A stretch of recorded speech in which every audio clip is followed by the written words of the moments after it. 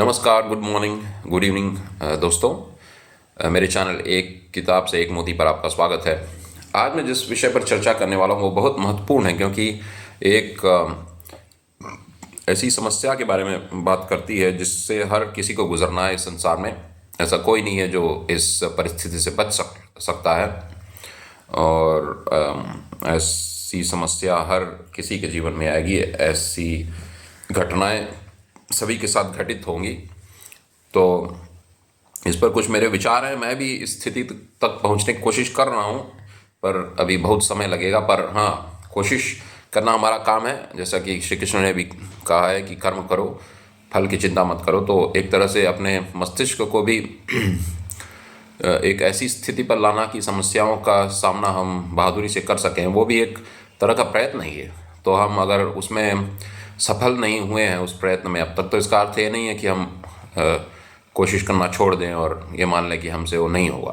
तो बात है कोशिश करने की। तो मैं जो बात कहने जा रहा हूँ वो है जब हम अपने किसी प्रियजन या दोस्त या किसी भी ऐसे इंसान की मृत्यु का सामना करते हैं जो कि हमारा प्रिय है, और उसकी वजह से जो दिल पर बड़ी चोट लगती है, गहरी चोट, और जिसको बर्दाश्त करना नामुमकिन सा लगता है, तो उसी चीज़ पर मैं आज चर्चा करने वाला हूँ। तो वीडियो को ध्यान से सुने, और अगर आपको कुछ लगे कि मैंने कुछ गलत कहा है या मेरा विचार सही नहीं है तो कमेंट में लिखिए। तो कोशिश करूँगा कि मैं भी अपना विचार उस पर फिर करूँ, अपने विचार को दौड़ाऊँ, अपनी अकल को दौड़ाऊँ उस पर, और कुछ नए नज़रिए प्राप्त करूँ, और फिर आपके लिए कोई नया वीडियो भी बनाऊँ।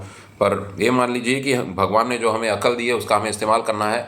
हम केवल साधु संतों के ऊपर नहीं छोड़ सकते हैं कि वो हमारे लिए सोचें और वो हमें बताएं कि क्या सही है क्या गलत। भगवान ने हमें ये पूरी क्षमता दी है कि हम अपने बुद्धि का इस्तेमाल करके हम जान सकें कि वे हमसे क्या करना चाहते हैं। गीता में भी है ये बात कि गुरु के पास जाइए, पर हर बात के लिए केवल दूसरों पर निर्भर रहना मुझे नहीं लगता है गीता से हम ये सीखते हैं। उसमें तो लिखा है कि तुम्हारी आत्मा ही तुम्हारी दोस्त है, जो आत्मा काबू में है वो उस इंसान की दोस्त है, और अगर मेरी आत्मा काबू में नहीं है तो मैं खुद अपना दुश्मन हूँ। तो अपना दोस्त और अपना दुश्मन मैं खुद हूँ। कोई बाहरी शक्ति उसमें कोई दखल नहीं दे सकती है।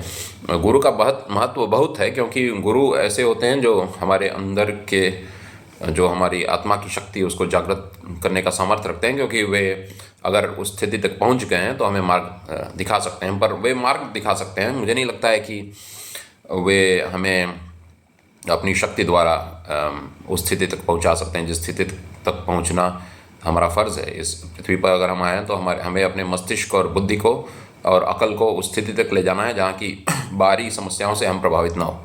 तो आइए हम पहले बताएं कि आज का विषय क्या है। तो ये जो श्री कृष्ण की सीख है कि आत्मा को अविनाशी जानो, मतलब मानो कि आत्मा कभी नष्ट नहीं होती, उसको नित्य जानो, यानी जो हमेशा है। ऐसा नहीं था कि आत्मा अचानक से पैदा हो गई और अचानक से चली गई, तो वो नित्य है। तो जो चीज़ नित्य है, यानी न वो पैदा होती है न मरती है, वो अजन्मा है। तो ये भी उसी बात से निकल जाती है, जो नित्य है तो अजन्मा ही होगा, अगर जन्म होगा तो नित्य नहीं हो सकता। और वो अव्यय है, यानी बदलता नहीं है। अव्यय जैसे व्याकरण में भी हमने पढ़ा है, अव्यय होते हैं। व्यय का अर्थ खर्च भी होता है, तो अव्यय का मतलब ये भी हो सकता है कि जो खर्च नहीं होता। खैर, उसका अर्थ है कि जो बदलता नहीं है। और अब ऐसा माने कि आत्मा में ये सारे गुण है, यानी वो अविनाशी है, नष्ट नहीं होता, वो नित्य है, हमेशा रहता है, वो अजन्मा है, जन्म मरण उसके लिए नहीं है, आत्मा के लिए नहीं है, और तो अव्यय है, यानी उसमें बदलाव नहीं आता। तो हम माने कि आत्मा में ऐसे गुण हैं, और ऐसा मानकर ये हम समझें कि शरीर ही केवल नष्ट होता है, आत्मा नहीं होती। और शरीर के नष्ट होने पर शोक मत करो। जैसा कि मैंने कहा कि आत्मा तो नष्ट नहीं हो रही है, शरीर नष्ट हो रहा है। तो शरीर के मरने पर शोक क्यों होता है, इस पर हम थोड़ा चर्चा करेंगे, और फिर हम कोशिश करेंगे समझने की श्री कृष्ण क्या कहना चाह रहे हैं अर्जुन को। तो अब मैं कुछ पंक्तियां पढ़ता हूँ, कुछ श्लोकों के हिंदी अर्थ में पढ़ता हूँ। मैं समझता हूँ कि गीता पढ़ते वक्त समझ से पढ़ना जरूरी है। गीता केवल रटने की किताब नहीं है। गीता से पूरा मस्तिष्क एकदम काम में आ जाना चाहिए, एक्टिव, जैसे सक्रिय हो जाना चाहिए। और हमें तो एकदम बुद्धिमान और धृतिमान और मतलब धैर्यवान हो जाना चाहिए गीता पढ़ के, और कोई भी समस्या है तो उसका बहादुरी से मुकाबला करना चाहिए। तो ये ज़रूरी है, उसके लिए ज़रूरी है कि हम केवल रटे नहीं गीता को। रटंत विद्या काम नहीं आती है। हाँ, अगर हम रटें इसलिए कि हम उसका अर्थ समझ चुके हैं और मुश्किल वक्त में वो श्लोक हमारा साथ देंगे तो बात अलग है, वो तो बिल्कुल करना चाहिए। क्योंकि गांधी जी भी कहते थे कि गीता कंठ करो, यानी गीता याद करो। पर याद करने का मकसद ये है कि हम उसके अर्थ को समझें और उस पर आचरण करने का आग्रह रखें। मतलब उस पर हम आचरण करने की कोशिश करें और सफलता न मिलने के बावजूद हम आचरण करते रहें।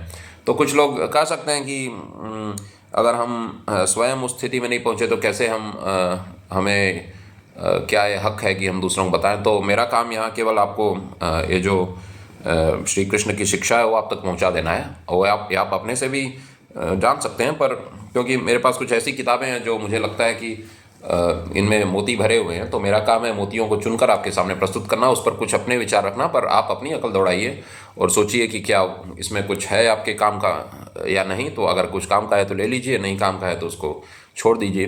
तो दुनिया ऐसे ही अच्छे से चलती है, सभी के साथ अच्छा व्यवहार हमारा तभी रहेगा जब हम उसके दुर्गुणों की तरफ से नज़र हटाकर उसकी गुण की ओर ध्यान दें, यानी जो उसमें अच्छाई है उससे वास्ता रखें या उसको ग्रहण कर लें, और जो किसी में बुराई लगती है तो उसको त्याग दें।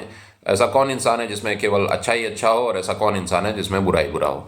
तो हमारे अंदर ही कितनी बुराइयां हैं। दूसरों की अगर हम बुराई देखते हैं तो अपनी बुराई भी फिर हम देखें, और हम दूसरों से अगर घृणा करते हैं तो अपने से भी घृणा हम करने लगेंगे। इसीलिए धर्म कहता है कि किसी से घृणा मत करो, क्योंकि अगर हम किसी से घृणा करते हैं तो हम भी घृणा के पात्र हैं। तो हमें अपने आप से ही घृणा हो जानी चाहिए, इसीलिए किसी और से घृणा नहीं करनी चाहिए या द्वेष भाव नहीं रखना चाहिए। क्योंकि अगर जो दूसरे से द्वेष भाव रहता है उसको खुद अपने से भी द्वेष भाव रखना चाहिए। क्योंकि कई काम जो दूसरे करते हैं, जैसे झूठ, मान लीजिए हम किसी को झूठा बोलते हैं, तो हम में से कितने लोग हैं जो 100% सच्चे हैं।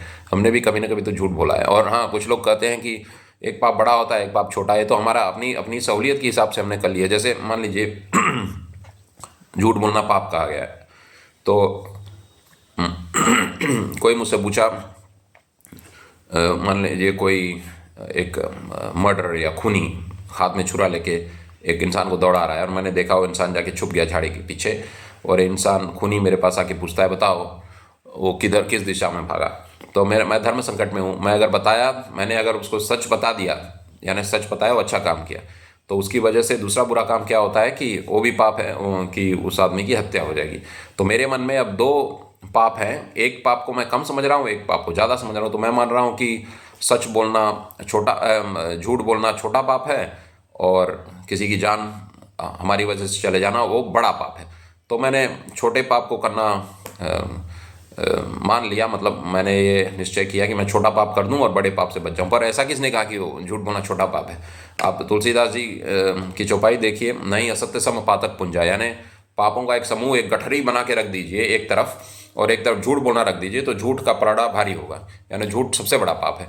तो इसलिए इन मामलों में ये बहुत ज़रूरी है कि हम मतलब बहुत ध्यान से सोचें सही गलत का फैसला करने में।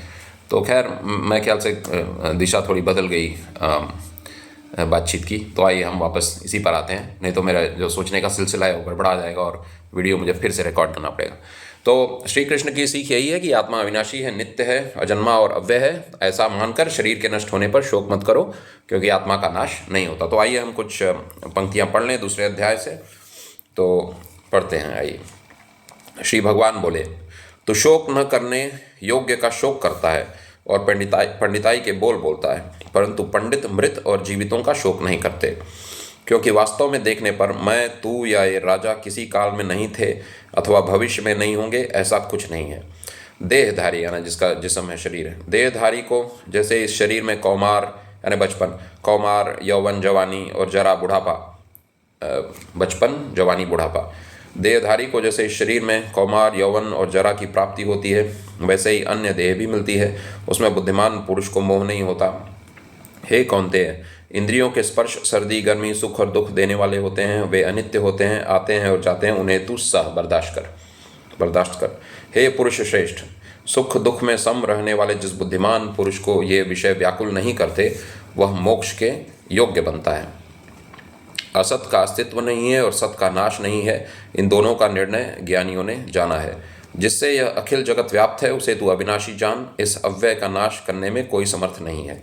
नित्य रहने वाले, अपरिमित, अविनाशी, अपरिमित यानी जिसका नाप नहीं लिया जा सकता मेरे ख्याल से, नित्य रहने वाले, अपरिमित, अविनाशी, देही, देही यानी जो देह के अंदर है, देही मतलब आत्मा, देह है शरीर, देही मतलब जो आत्मा को, जो शरीर को ग्रहण किए हुए है, तो देही हो गया। नित्य रहने वाले, अपरिमित यानी शरीर को ग्रहण किए हुए, आत्मा ही शरीर को पकड़ के रखी है, तो वो देही हो गई। नित्य रहने वाले, अपरिमित, अविनाशी, देही की ये देहें नाशवान कही गई हैं, इसलिए हे भारत तू युद्ध कर। जो इसे मारने वाला मानता है और जो इसे मारा हुआ मानता है, वे दोनों कुछ जानते नहीं हैं। यह आत्मा न मरता है न मारा जाता है, यह कभी जन्मता नहीं है, मरता नहीं है, यह कभी जन्मता नहीं है, मरता नहीं है, यह था और भविष्य में नहीं होगा, ऐसा भी नहीं है, इसलिए यह अजन्मा है, नित्य है, शाश्वत है, पुरातन है, शरीर का नाश होने में इसका नाश नहीं होता। हे पार्थ, जो पुरुष आत्मा को अविनाशी, नित्य, अजन्मा और अव्यय मानता है, वह किसे कैसे मरवाता है या कैसे मारता है। जैसे मनुष्य पुराने वस्त्रों को छोड़कर नए धारण करता है, वैसे देहधारी जीर्ण हुई देह को त्याग कर दूसरी नई देह पाता है। ये बहुत प्रसिद्ध श्लोक है गीता का, जिसमें श्री कृष्ण बताते हैं कि जैसे पुराने कपड़े को त्याग कर हम नए कपड़े धारण करते हैं, पहनते हैं, वैसे ही शरीर जब पुराना हो जाता है तो उसको छोड़कर फिर नया शरीर ले लेते हैं। इस आत्मा को शस्त्र छेदते नहीं, यानी हथियार छेद नहीं सकते, आग जलाती नहीं, पानी भिगोता नहीं, वायु सुखाता नहीं, या वायु सुखाती नहीं भी हो सकता है। यह छेदा नहीं जा सकता, जलाया नहीं जा सकता, न भिगोया जा सकता है, न सुखाया जा सकता है। यह नित्य है, सर्वगत है, स्थिर है, अचल और सनातन है। फिर यह इंद्रिय और मन के लिए अगम्य है, विकार रहित कहा गया है, इसलिए इसे वैसा जानकर तुझे शोक करना उचित नहीं है। अथवा जो तू इसे नित्य जन्मने और मरने वाला माने तो भी, हे महाबाहो, तुझे शोक करना उचित नहीं है। जन्मे हुए के लिए मृत्यु और मरे हुए के लिए जन्म अनिवार्य है, अतः जो अनिवार्य है उसका शोक करना उचित नहीं है। हे भारत, भूतमात्र मतलब जो जीव मात्र सारे हैं, हे भारत, भूतमात्र की जन्म के पहले की और मृत्यु के पीछे की अवस्था देखी नहीं जा सकती। वह अव्यक्त है, बीच की ही स्थिति व्यक्त होती है, इसमें चिंता का क्या कारण है। कोई इसे आश्चर्य समान देखता है और कोई इसे आश्चर्य समान वर्णन करता है, और कोई इसे आश्चर्य समान वर्णन किया हुआ सुनता है, परंतु सुनने पर भी कोई इसे जानता नहीं है। हे भारत, सबकी देह में विद्यमान यह देहधारी आत्मा नित्य, अवध्य, अवध्य यानी जिसका वध नहीं किया जाता, मारा नहीं जाता, नित्य, अवध्य, इसलिए भूत मात्र के विषय में तुझे शोक करना उचित नहीं है। तो यहाँ पे एक टिप्पणी गांधी जी ने दी, वो पढ़ लेता हूँ। यहाँ तक श्री कृष्ण ने बुद्धि प्रयोग से आत्मा का नित्यत्व और देह का अनित्यत्व समझाकर बतलाया कि यदि किसी स्थिति में देह का नाश करना उचित समझा जाए तो स्वजन परिजन का भेद करके कौरव सगे हैं, इसलिए उन्हें कैसे मारा जाए, यह विचार मोहजन्य है। अब अर्जुन को बतलाते हैं कि क्षत्रिय धर्म क्या है। आगे तो क्षत्रिय के धर्म की बात है जो स्वधर्म से संबंधित है। तो ये मेरे ख्याल से मैंने पुस्तक का नाम नहीं बताया, तो गांधी जी ने गीता पर कमेंट्री थोड़ी बहुत इसमें टीका टिप्पणी किए हैं, पर ये अनुवाद है, ये साधारण जनता के लिए किया गया है। गुजराती में उन्होंने लिखी थी, बाद में इसका अनुवाद और भाषाओं में भी हुआ है। तो अगर आपको सरल भाषा में गीता का अर्थ समझना है तो ये पुस्तक पढ़िए, क्योंकि ज़्यादा शब्द इस्तेमाल करना ज़रूरी नहीं है कि उससे हमें ज़्यादा लाभ हो। कम शब्दों में गीता को समझाने वाली मेरे ख्याल से ये एक बहुत महत्वपूर्ण पुस्तक है। और भी पुस्तकें होंगी जिनके बारे में, हर पुस्तक के बारे में मुझे जानकारी नहीं है, पर जितनी भी गीता पे टीका टिप्पणी मैं पढ़ा हूँ आज तक और अनुवाद पढ़ा हूँ, उनमें हिंदी में मुझे ये सर्वश्रेष्ठ लगी है। जैसे कि बाल गंगाधर तिलक जी की गीता रहस्य भी बहुत महान किताब है, पर वो मोटी सी है, और उसको मैंने अंग्रेजी में पढ़ी थी, हिंदी में भी है मेरे पास। दो लोगों का अनुवाद है मेरे ख्याल से, एक मांडे जी की है और एक माधवराव सप्रे, जो कि मराठी मतलब महाराष्ट्र के थे, पर हिंदी साहित्य के लिए जाने जाते हैं, मतलब अपनी रचनाओं के लिए, और उनकी हिंदी भी ज़बरदस्त थी। तो माधवराव सप्रे जी का अनुवाद है गीता रहस्य का। तो गीता रहस्य पर मैं एक वीडियो बनाऊंगा, पर गीता रहस्य बहुत ही मोटी किताब है और उसको पढ़ने के लिए बहुत समय चाहिए, और उसमें कुछ चीज़ों से आप असहमत हो सकते हैं, क्योंकि उसमें कई बातें हैं जिन पर बहुत तर्क करने की आवश्यकता है, बहुत सोचने की आवश्यकता है। पर गीता में जो निचोड़ है धर्म का वो है, और इस पर आप जब अपनी अकल को दौड़ाएंगे और कोशिश करेंगे कि इसके अनुसार जिएं, तो आपका जीवन बदलेगा और आपकी सोचने की प्रक्रिया बदलेगी। अब आइए अब कुछ बात करते हैं कि ये बातें तो हम पढ़ लेते हैं, पर मुश्किल वक्त में ये कई बार काम में नहीं आती है। तो जब किसी स्वजन की मृत्यु होती है घर में, या किसी दोस्त की, या किसी जो हमारा प्रिय है, तो उसकी जब मृत्यु होती है तो ये सब बातें भूल जाती हैं, गायब हो जाती हैं दिमाग से। तो एक तरह से जब शोक होता है या जब घर में मृत्यु होती है तो जैसे थर्मामीटर आपका बुखार बताता है, तो इसी तरह ऐसी स्थितियाँ परिस्थितियाँ जब आती हैं, दुख आता है, तो वो बताता है कि हम हमारी मानसिक स्थिति अभी क्या है और उस पर क्या काम करने की ज़रूरत है। तो अगर गीता की स्थिति तक हम नहीं पहुँचे हैं तो जब जब दुख आएगा तो आप समझ लीजिए कि वो आपको बताने की कोशिश है, परिस्थिति बता रही है कि आप किस स्थिति तक पहुँचे हैं और अभी कितनी मंजिल और तय करनी है, कितनी दूरी और तय करनी है। तो घबराइए मत। अगर मान लीजिए दुख से आप का मन एकदम उद्वेलित, मेरे ख्याल से शब्द हिंदी में जैसे एकदम परेशान हो जाता है, घबरा जाता है और कुछ समझ में नहीं आता कि उस वक्त क्या करें, और दुनिया बड़ी फीकी फीकी नज़र आने लगती है जब किसी की मौत होती है, तो याद रखिए कि इसका मतलब अभी बहुत काम करना है अपनी बुद्धि पर और उसको उस स्थिति तक लाने के लिए कोशिश कर जारी रखनी है। तो जीवन के अंत तक हमें समय है उस वक्त। इसीलिए मैंने एक वीडियो बनाया था कि आप किस उम्र तक मतलब कौन सी ऐसी उम्र निर्धारित कर रहे हैं कि आप पूरी क्षमताओं तक आप पहुंच जाएंगे, अपनी मतलब पूरी क्षमता जितनी भगवान ने दी है उसको विकसित कर लेंगे। तो आत्मा की जो क्षमता है या बुद्धि की जो क्षमता है, इसलिए बुद्धि योग भी कहा गया गीता को, यानी बुद्धि की क्षमता को अपने सर्वश्रेष्ठ स्थान या स्तर या दर्जे तक लाना ही हमारा लक्ष्य होना चाहिए मन के लिए, यानी बुद्धि के लिए। तो बाहरी परिस्थितियों से न घबराना और बाहरी परिस्थितियों से प्रभावित न होना ही उच्चतम स्थिति है जहाँ तक हमें पहुँचना है। तो जब ऐसी कोई परेशानी आती है तो उससे जब हमारी प्रतिक्रिया होती है, रिएक्शन होता है, तो उसी से हम जान जाते हैं कि हमारी अभी स्थिति कहाँ है और हमें और कितना रास्ता तय करना है। तो जो भी घटनाएं हमारे साथ घटित होती हैं वो एक तरह से हमें बताती भी हैं कि हमें और कितना काम करना है अपनी बुद्धि पर। तो यही एक गीता का बहुत मुख्य संदेश है, क्योंकि अर्जुन युद्ध नहीं कर रहे थे शोक के कारण। उन्हें लगा मुझे अपने भाइयों को मारना है, अपने भीष्म पितामह को मारना होगा, गुरुओं को मारना होगा, द्रोणाचार्य को मारना होगा, वे लोग उनके एकदम प्रिय थे। तो अब उन्हें लगा कि अब शरीर इनका नष्ट होने जा रहा है। तो श्री कृष्ण समझ गए कि इसको शोक हो रहा है, क्योंकि शरीर को ही उनका असली सत मान रहा है, या ये मान रहा है कि भीष्म वही शरीर ही हैं, बाकी और कुछ नहीं है, द्रोण भी वही हैं, बाकी जो उनके भाई बंधु थे और रिश्तेदार थे उनके बारे में भी अर्जुन की सोच ये थी कि ये शरीर गए तो ये गए। पर इसमें उन्होंने बताया कि शरीर तो बना ही है नष्ट होने के लिए, मतलब उसको एक न एक दिन नष्ट ही होना है, जो अनिवार्य है, उसके लिए शोक नहीं करना चाहिए। और आत्मा नित्य है, वो हमेशा रहती है, और शरीर अनित्य है। और एक और चीज़ जो गांधी जी ने इसमें कही है, बहुत बढ़िया बात है, मतलब उसमें से जो सार निकाला है कि शरीर अलग अलग है, यानी हर आदमी का शरीर अलग दिखता है, पर आत्मा जो हमारे अंदर है वो एक ही है। यानी एक आत्मा जो मेरे अंदर है वही आप में भी है और वही सारे संसार में, और वो ईश्वर में भी वही है, ईश्वर का अंश है। जैसे ईश्वर अंश जीव अविनाशी, मेरे ख्याल से तुलसीदास जी कहते हैं, और इसमें भी है ईश्वर सर्वभूतानां हृदयेषु तिष्ठति।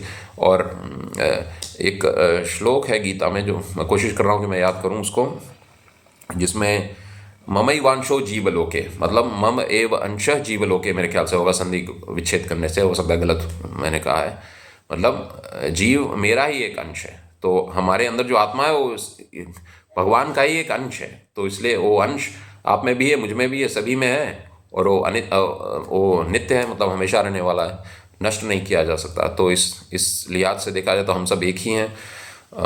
तो सबको हमें एक समझना चाहिए, और शरीर तो अलग अलग है और नष्ट भी हो जाएंगे। खैर, तो बात यह है कि आप गीता को बार बार पढ़िए, खास करके ये अध्याय दूसरे अध्याय में 11वें श्लोक से 30वें श्लोक तक, जिसमें शोक को दूर करने की शिक्षा है, और इस पर बार बार सोचना चाहिए, और बार बार ये भी ध्यान करना चाहिए कि क्यों मैं इस बात पर विश्वास नहीं कर पा रहा, क्योंकि जो बाहरी स्थिति है वो एकदम तो सीधा सामने है, प्रत्यक्ष है, और मन की चीज़ें तो दिमाग की एक प्रक्रिया है, तो बाहरी चीज़ें अक्सर हावी हो जाती हैं मन की प्रक्रिया पर अक्लमंद इंसान का यही काम है कि वो अकल की बात माने। बाहरी परिस्थिति तो अपना असर डालती रहेगी, पर अकल को ज़्यादा महत्व देना ही प्रमुख कार्य है।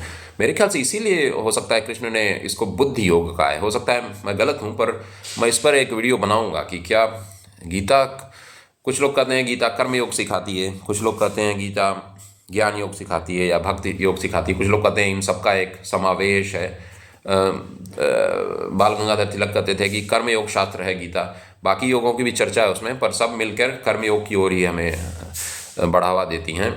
मेरा एक विचार इस पर ये भी था एक ज़माने में कि एक ज़माने में क्या, कुछ महीने पहले ही, जब मैं गीता का अध्ययन करने की कोशिश कर रहा था, अनुवाद से ही, मुझे संस्कृत का ज़्यादा ज्ञान नहीं, तो मेरे दिमाग में क्या ये बात आई कि कहीं श्री कृष्ण बुद्धि योग की तो चर्चा नहीं कर रहे, क्योंकि आखिरी आखिरी अध्याय में भी उसी बात की चर्चा है, बुद्धि योग की, और दूसरे अध्याय में भी बुद्धि योग से ही मतलब ज्ञान योग से शुरू करते हैं, पर अंत में फिर वो बुद्धि योग के बारे में बताने लगते हैं। तो इसलिए मतलब दूसरे अध्याय के करीब बीच में मेरे ख्याल से जब ज्ञान योग की चर्चा खत्म होती है और जब बुद्धि योग की चर्चा शुरू होती है, जिसे कुछ लोग कहते हैं कि कर्म योग की चर्चा शुरू होती है, तो कहीं श्री कृष्ण का आशय बुद्धि योग तो सिखाना नहीं। इस पर मेरे विचार अभी पूरी तरह से विकसित नहीं हुए हैं, तो इस पर थोड़ा विचार करके फिर मैं कोशिश करूँगा कि कोई वीडियो बनाऊँ बुद्धि योग पर।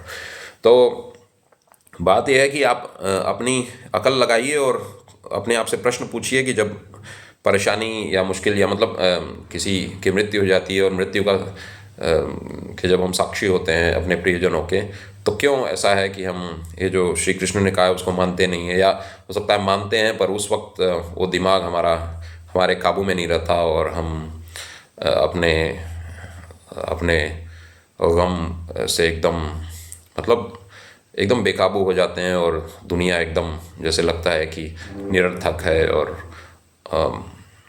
और मतलब शोक, क्या कहते हैं, शोक की पराकाष्ठा हो जाती है, शोक एकदम बर्दाश्त के बाहर हो जाता है।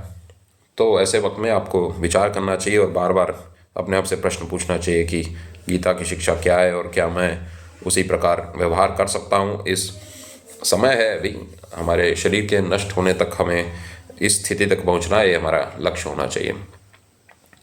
तो एक बार फिर मैं बस दोहरा देता हूँ जो मुख्य चीज़ इसमें हमने सीखी, वो कि श्री कृष्ण यही सिखा रहे हैं अर्जुन को कि, और अर्जुन के माध्यम से हमें भी सिखा रहे हैं कि आत्मा को विनाशी जानो, नित्य जानो, अजन्मा जानो, अव्यय जानो, यानी जो बदलता नहीं ऐसा जानो, और ऐसा मानकर शरीर के नष्ट होने पर शोक मत करो, क्योंकि आत्मा का नाश नहीं होता। ये कहना आसान है, इस पर अमल करना, इसको लागू करना बहुत मुश्किल है। पर मुश्किल है इसका अर्थ है नहीं हो नहीं सकता, उसमें समय लगेगा, वर्ष लग सकते हैं, कई वर्ष लग सकते हैं, पर कोशिश जारी रखनी चाहिए। तो आशा है आपको ये वीडियो पसंद आया होगा। और अंत में मैं फिर से आपको कहूँगा कि एक गांधी जी की आप किताब खरीदिए, गीता अनासक्ति योग। गीता माता के नाम से भी छपी है, वो थोड़ी मोटी है, उसमें गीता के अन्य जो गांधी जी के विचार हैं वो भी हैं, पर एकदम सरल है। ये डायमंड बुक्स ने छापा है और सस्ता साहित्य मंडल से भी आप ले सकते हैं। यही टाइटल है उसमें भी मेरे ख्याल से, अनासक्ति योग। तो सस्ता साहित्य मंडल से भी आप ले सकते हैं, ऑनलाइन भी हो सकती है, या तो आप सस्ता साहित्य मंडल की वेबसाइट में जाके देखिए, वहाँ भी उपलब्ध हो सकती है। और मैंने तो सस्ता साहित्य मंडल से काफ़ी किताबें मंगाई हैं, गांधी जी की, नेहरू जी की, और मैं इनकी भी आत्मकथा मंगाने वाला हूँ, बाबू राजेंद्र प्रसाद की। मैंने सुना है कि उनकी हिंदी ज़बरदस्त थी, और उस पुस्तक में हिंदी का बहुत ज़बरदस्त प्रयोग है आत्मकथा में। उसके कुछ अंश पढ़ा हूँ ऑनलाइन जो अवेलेबल है। मैंने एग्जॉटिक इंडिया में थोड़ा बहुत कुछ पन्नों का स्कैन रहता है, तो बताते हैं कि क्या इस किताब में है। तो मुझे बहुत अच्छी लगी उनकी हिंदी, और उससे मैं कुछ सीखना चाहूँगा अपनी हिंदी को सुधारने के लिए। तो बाबू राजेंद्र प्रसाद की आत्मकथा भी आप मंगा सकते हैं सस्ता साहित्य मंडल से। तो इस पुस्तक को खरीदिए और अपने जीवन को बदलिए, और दुखों का सामना बहादुरी और मजबूती से करने के लिए कोशिश करते रहिए।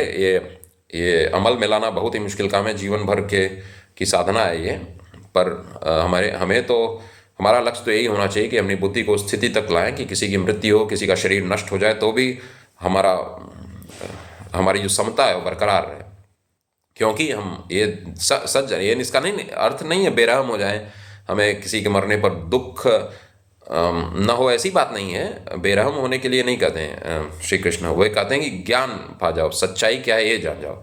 तो सच को जानना ही है शोक से ऊपर उठना। जो सच को जान लेगा वो शोक से ऊपर उठ जाएगा। तो अगर आपको शोक से ऊपर उठना है, अगर किसी का भी मृत्यु हो, उनका या अपना ही खुद मृत्यु, हमारा शरीर भी तो नष्ट होगा, तो हमारा जब शरीर नष्ट हो या किसी और प्रियजन का शरीर नष्ट हो या किसी का भी शरीर नष्ट होते हुए हम देखें, तो जो गम होता है, दुख होता है, हम उससे ऊपर उठ सकें। क्योंकि हम जान लें कि शरीर का नष्ट होना यानी आत्मा का नष्ट होना नहीं है, आत्मा तो सदैव रहेगी, हमेशा रहेगी। तो इसी के साथ आशा है आपको ये वीडियो कुछ हिम्मत दिया होगा और आपको जोश दिया होगा कि आप तकलीफ़ों का सामना मजबूती और बहादुरी दिलेरी से करें और अपने हृदय और मस्तिष्क को सख्त बनाएं। सख्त यानी अच्छे शब्द, मैं ऐसे सख्त होने की बात नहीं कर रहा कि बेरहम हो जाए, यानी सख्त यानी मुश्किलों को बर्दाश्त करने की क्षमता उसमें आ जाए, ऐसा बना ले, मजबूत बना ले अपने हृदय और मस्तिष्क को। धन्यवाद।